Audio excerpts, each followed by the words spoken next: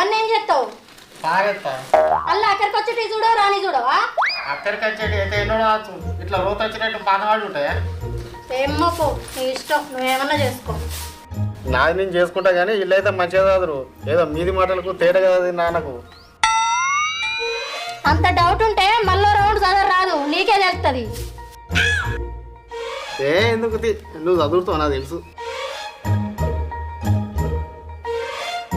ఇగో ఇది పైసల కాగితం ఇట్లా కావచ్చు. ఇలా దొరికింది, మంచిగా జాగ్రత్తగా రాసిపెట్టు. ఇది పడేసేస్తా.